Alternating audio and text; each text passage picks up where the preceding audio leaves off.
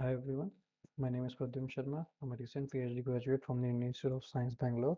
I'll discuss the differential barrier properties of bacterial membranes that we have assessed while studying the interaction of surfactant molecules with these membranes. Bacterial infections will become lethal in the near future through the rise in antimicrobial resistance. To design better antimicrobials, it becomes vital to comprehend the molecular interaction occurring between antimicrobials and the bacteria. All the antimicrobial molecules interact with the cell envelope of bacteria for their bactericidal or bacteriostatic action, hence the bacterial membranes become interesting for the entire research community. Bacteria are classified as gram-negative and gram-positive based on different membrane topologies. The gram-negative bacteria is protected by an outer membrane composed of lipopolysaccharides, popularly LPS. LPS have structural similarity to polymeric brushes and have a lipid anchor with polymeric sugars on top of lipid.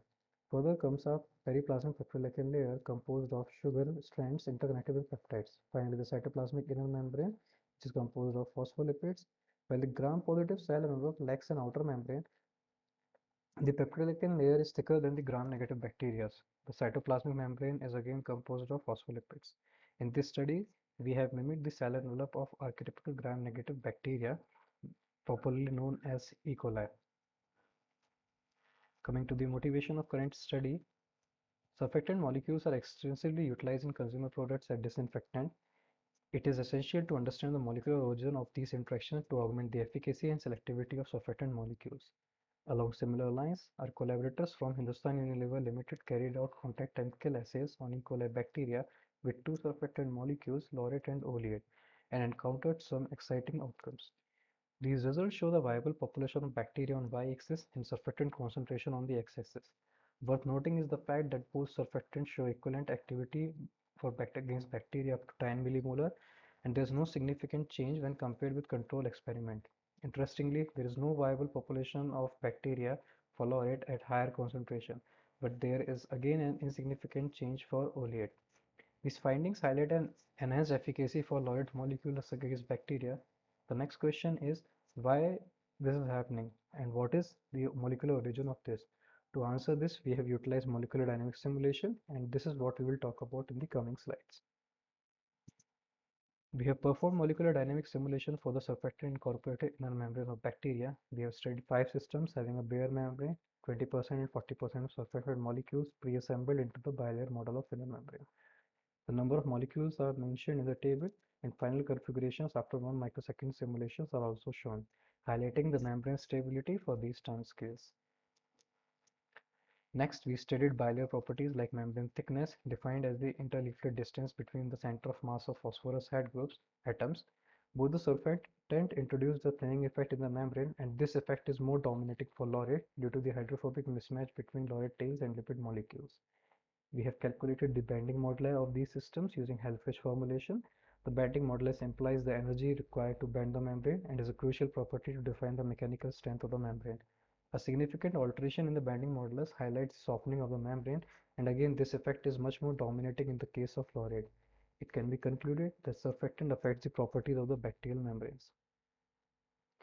We have carried out GUV experiments for the inner membrane model to understand the outcome of molecular reorganization observed in MD simulations.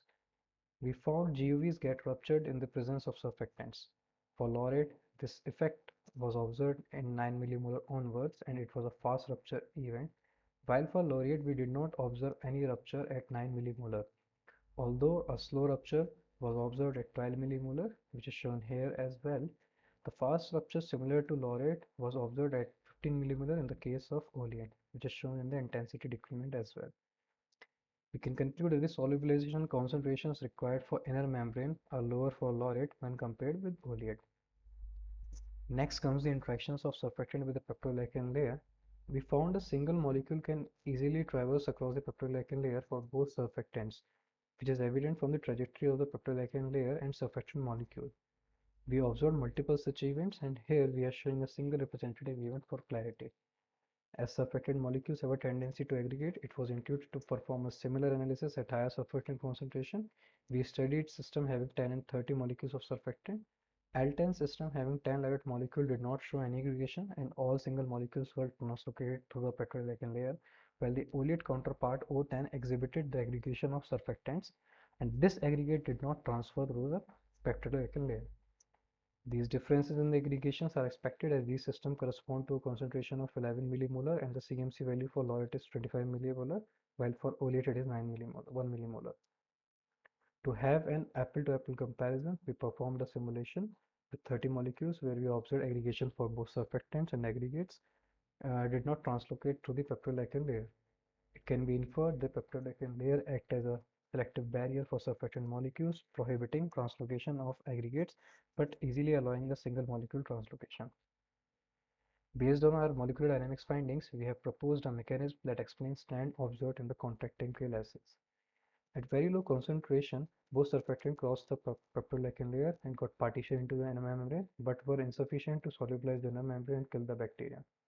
At concentrations higher than the CMC for oleate but lower than that of laurate, a single molecule will cross the peptidoglycan layer, partition and solubilize the inner membrane and kill the bacteria.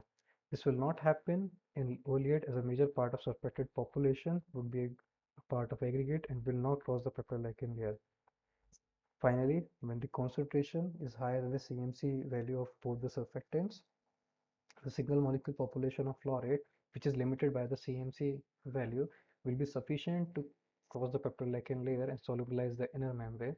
But in case of oleate, that population is very less and it is not enough to cause the solubilization and hence kill the bacteria.